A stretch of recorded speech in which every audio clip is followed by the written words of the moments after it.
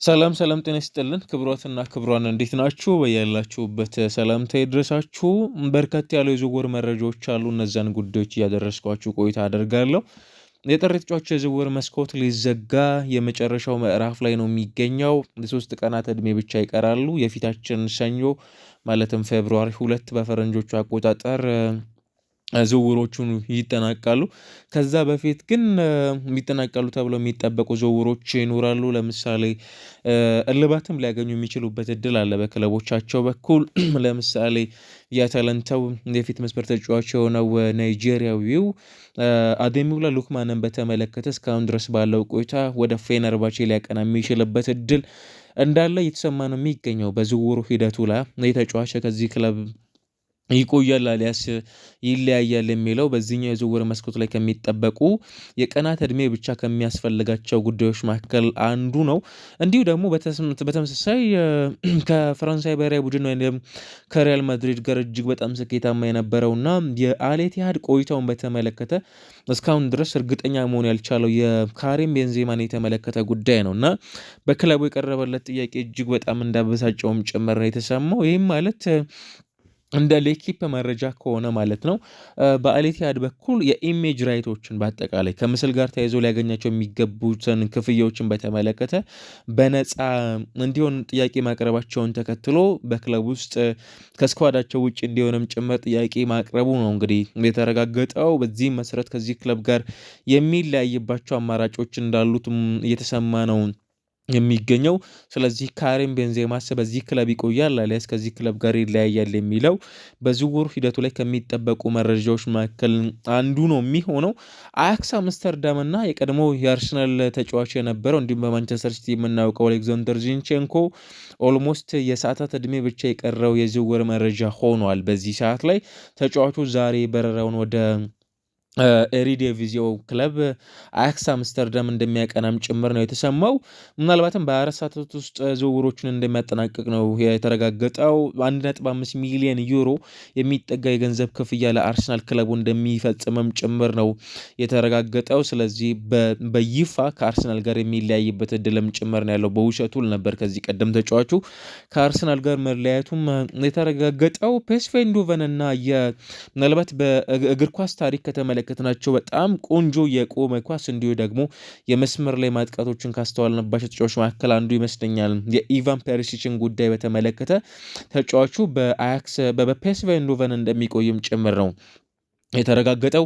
በተለይ ደግሞ ሌሎች ክለቦችም ጭምር ሲፈልጉት ነበር። ለምሳሌ ኢንተር ሚላን ዳግም ተጫዋቹን ማግኘት ይፈልግ ነበር እና ያቀረቡትን ጥያቄም ጭምር ነበር ውድቅ የተደረገባቸው በፔስቬ ኢንዶቨን። ከዚያ ባለፈ ሌሎችም ክለቦች ይፈልጉት ነበር። ነገር ግን ተጫዋቹ ወደ ሌሎች አውሮፓ ቡድኖች ከማቅናት ይልቅ እዛው ቆይታ እንደሚያደርግም ጭምር ነው የተረጋገጠውና በዚህ ቡድን ውስጥ የምንመለከተው ተጫዋች ይሆናል እንግዲህ ለቀጣይ ቆይታዎቹ። ስለዚህ ኢቫን ፔሪሲችን በዚህ ቡድን ውስጥ ከሚቆዩ ተጫዋቾች መካከል አንዱ መሆኑንም ጭምር ነው የተረጋገጠው። በዚህ ሰዓት ላይ የመጨረሻው ምዕራፍ ላይ ደርሷል እየተባለ የሚገኘው የሩቤን ኔቬዥ ጉዳይ ነው። እሱም ከአል ሂላል ጋር ለተጨማሪ ዓመታት አዲስ ኮንትራት ለመፈረም መስማማቱ ነው እንግዲህ የተረጋገጠው። ምናልባት ሪያል ማድሪድ፣ ማንቸስተር ዩናይትድ ያሉ ክለቦች ይህንን ተጫዋች ሊያስፈረሙት ይችላሉ ተብሎም ጭምር ሲሰማ ነበር። በዝውውሩ ሂደት ላይ እስካሁን ድረስ ባለው ቆይታ ግን ተጫዋቹ በዚሁ ክለብ ውስጥ የሚቆይበት እድል እንዳለና ወደ ሌሎች ክለቦች የሚያቀናበት ምንም አይነት ምክንያት እንደሌለም ጭምር ነው በዝውውሩ ሂደቱ ላይ እየተሰሙ ያሉ መረጃዎች የሚጠቁሙት። በእርግጥ በእድሜ ደረጃ ከተመለከትናቸው እጅግ በጣም ወጣት ከሚባሉና ወደ ሌሎች አውሮፓ ሊጎችም ጭምር ደግሞ ቢመለስ የተሻለ ጊዜን ማሳለፍ የሚችል ተጫዋች ስለመሆኑም ጭምር በርካቶች የሚመሰክሩለት አይነት ተጫዋች ነው። ስለዚህ ተጫዋቹ በዛው ክለብ ውስጥ ተጨማሪ ኮንትራት በመፈረም እንደሚቆይም ጭምር ነው እየተሰማ የሚገኘው። ቶተንሃም ስፐርስ በዚህ ሰዓት ላይ የራሂም ስተርሊንግ ፈላጊ ሆኖ ብቅ ማለቱ ቲምቶክ መረጃውን አስነብቧል። በተለይም ደግሞ ቶማስ ፍራንክ ከቦርዱ ጋር ውይይት እንዲኖርም ጭምር መፈለጋቸውን የተሰማው። ተጫዋቹን በነፃ የዝውውር መስኮት ነው አክቹዋሊ ወደ ክለባቸው መቀላቀል የሚችሉት በይፋ ከቼልሲ ጋር መለያየቱን ተከትሎ። ስለዚህ ከዚህ ቀደም በኪውፒአር ሬንጀርስ፣ ሊቨርፑል፣ ማንቸስተር ሲቲ፣ አርሰናል እንዲሁ ደግሞ ቼልሲ መጫወት የቻለው ተጫዋች ራሂም ስተርሊንግ ወደ ቶተንሃም ስፐርስ ሊያቀና የሚችልበት እድል መኖሩ ነው የተሰማው። ምናልባት በሚቀጥሉት ሰዓታቶች ውስጥ የዚህ ተጫዋች ዝውውር ይጠናቀቃሉ የሚለው ጉዳይ ከሚጠበቁት መካከል አንዱ መሆኑም ነው የተሰማ የሚገኘው። ቼልሲ ደግሞ በዝውውር ሂደቱ ላይ ወደ 150 ሚሊዮን ዩሮ አሊያም ደግሞ 129 ሚሊዮን ፓውንድ ገንዘብ በማውጣት እንግሊዛዊን የአማካይ ስራ ተጫዋች ጁዲ ቤሊንጋምን ማስፈረም ይፈልጋል ሲል በስፔን ተነባቢ ከሆኑት መካከል አንዱ ፊቻ ጄስ ኢንስፓኒሽ ማለት ነው መረጃውን ማስነበብ የቻለው።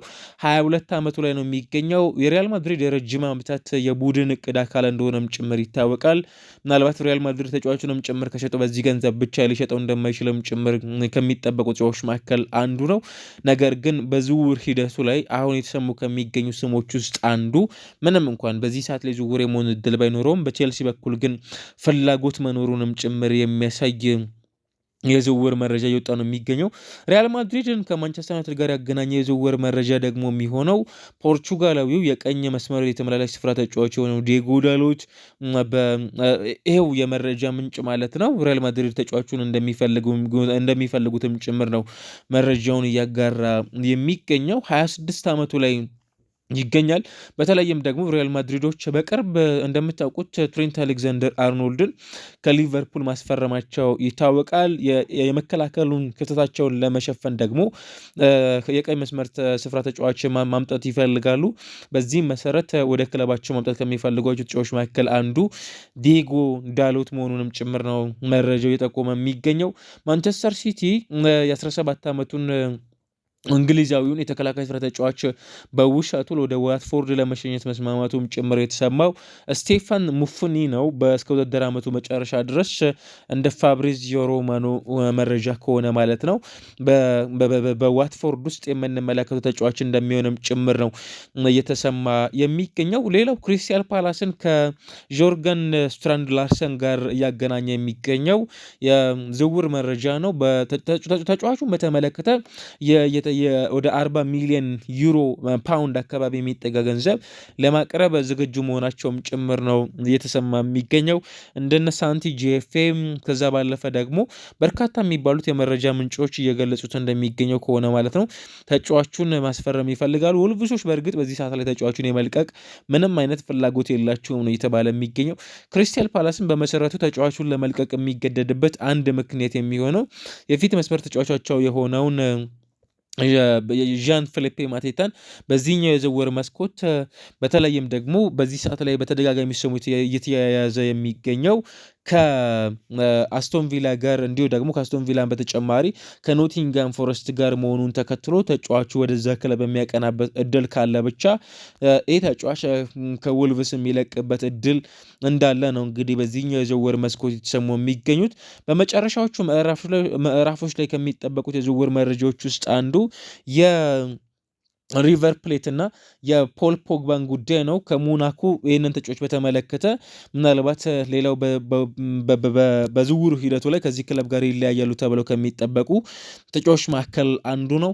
ምናልባት ፖግባ ከረጅም ጊዜ በኋላ ወደ እግር ኳስ ከተመለሰ በኋላ በውሸት ውል ምናልባትም ወደ ሞናኮ ካቀና በኋላም ጭምር ደግሞ የመጫወቻ ጊዜን ያገኛሉ ተብለው ይጠበቁ ከነበሩ ተጫዋቾች መካከል አንዱ ነው።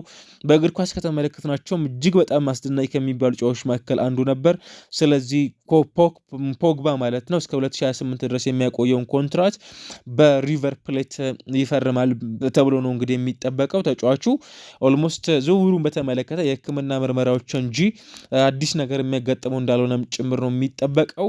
ስለዚህ ፖል ፖግባም ዳግም በእግር ኳስ ደግሞም ወደ አርጀንቲና አቅንቶ የምንመለከተው ተጫዋች እንደሚሆንም ጭምር ነው ኤክስፔክት የሚደረጉት። የመጨረሻዎቹ የዝውውር ሰዓታቶች ላይ ምን አይነት አዳዲስ ነገሮች ሊፈጠሩ ይችላሉ የሚሉት ጉዳዮች የሚጠበቁ ሆነው በዚህ ሰዓት ላይ ግን የብዙሃኑን የክለቦች የትኩረት ማዕከል ሆነው እየተሰሙ የሚገኙ የዝውውር መረጃዎች እየወጡት ያሉት ማለት ነው በሰፊ የተነሱ የሚገኙት እነዚህ ናቸው። አዳዲስ ነገሮችን ደግሞ በሌላው የመረጃ ሰዓታችን ላይ ወደ እናንተ የማደርሳችሁ ነው የሚሆነው።